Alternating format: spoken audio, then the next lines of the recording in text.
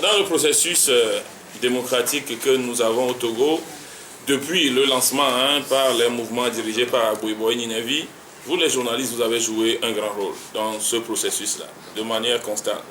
Vous jouez le rôle d'informer, vous jouez le rôle d'éclaireur et en même temps, c'est vous qui tirez la sonnette d'alarme si vous faites le travail bien et vous voulez nous aider. Sous d'autres cieux, aux États-Unis, etc., il y a eu des grands dégâts qui ont été évités grâce aux journalistes. Il y a de graves événements qui ont été démasqués et de grandes luttes qui ont réussi grâce aux journalistes. On se trouve dans une situation où, au moment où la chose se gâte, personne ne dit rien. Parce que vous auriez pu, avec cette percutance-là, dire les choses au moment où les choses se gâtaient, où les gens évitaient les dispositions que nous avions prises pour que nous puissions être ensemble. Mais ça, on a vu qu'en ce moment-là, les journalistes n'ont pas tiré la sonnette d'alarme. Comme s'il y a des gens qui sont des saints et à qui on ne touche pas ou qu'on ne critique pas pour qu'ils se corrigent. Maintenant, ces événements sont passés. Nous, on n'a rien dit. À la fin des événements, même avant les élections, si vous avez lu une interview que Jean-Pierre Fabre a accordée à l'Observateur Palga, j'ai une copie de l'interview encore dans mon sac, où il s'attaquait à la coalition Arc-en-Ciel pour dire qu'il ne voulait pas aller à ces élections et que c'est la coalition Arc-en-Ciel qui les a entraînés dans ces élections, en faisant même utiliser aux journalistes le mot de traite. Alors, mais est-ce qu'ils sont des bambins pour que nous les entraînions dans quelque chose où ils ne veulent pas y aller? Et ça a continué sur les médias.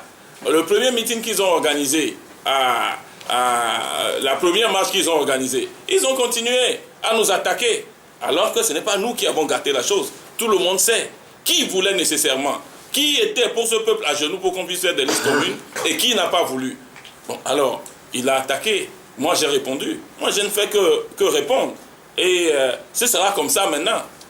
Une fois que quelqu'un attaque, nous répondrons. Parce qu'on ne fera plus ce qu'on a fait par le passé. Si vous n'êtes pas en mesure de dire aux gens, au moment où les faits se passent, que c'est grave ce que vous faites, vous allez gâter là. Quand c'est gâté et que les gens attaquent, il ne faut pas venir nous demander, nous, pourquoi nous répondons. Pourquoi n'avez-vous pas demandé à celui qui est attaqué pourquoi il attaque?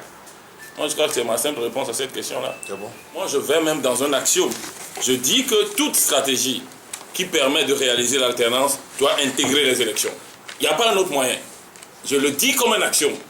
Parce que quand vous étudiez tous les terrains, même quand vous voyez la Côte d'Ivoire, où Ouattara a eu des armes puissantes pendant des années, au finish, c'est les élections qu'il a associées à ce qu'il avait pour pouvoir prendre le pouvoir. Il y a plusieurs exemples dans le monde. Regardez ce qui s'est passé au Kenya. Regardez ce qui s'est passé au Kenya pour voir est-ce qu'on passerait de Arab Boy à Kibaki et de Kibaki à Uhuru s'ils n'ont pas intégré les élections. C'est vrai qu'il y a d'autres choses qui doivent entourer les élections. C'est vrai qu'il y a des manifestations de rue qui doivent les entourer. C'est vrai que s'il y a quelqu'un qui a la possibilité d'utiliser les armes, ok, bon à lui. Mais tout ça doit intégrer les élections. Vous allez, avant ces élections-là, des gens nous ont dit dans nos discussions qu'il n'y aura pas d'élection au Togo. Les gens sont allés même jusqu'à nous dire que si ces gens-là insistent pour faire les élections, il y aura coup d'État. Vous avez écouté ça aussi. Vous avez entendu ça. Mais comment est-ce qu'on va s'asseoir là-bas, laisser les élections, ne pas les préparer et s'asseoir sur une chaise en disant qu'on a des promesses des militaires togolais là, qu'il y aura coup d'État? À la limite, ce que moi j'ai entendu dans les camps, auprès des militaires que je connais, c'est que si on va encore des élections et qu'il est clair que l'opposition gagne, et qu'on leur demande d'aller tuer des gens pour maintenir le pouvoir, ils ne vont plus le faire, parce qu'il y a la CPI. Alors, les élections s'intègrent nécessairement dans la stratégie qui nous permet de réaliser l'alternance. Voilà, moi je le fixe comme un axiome même.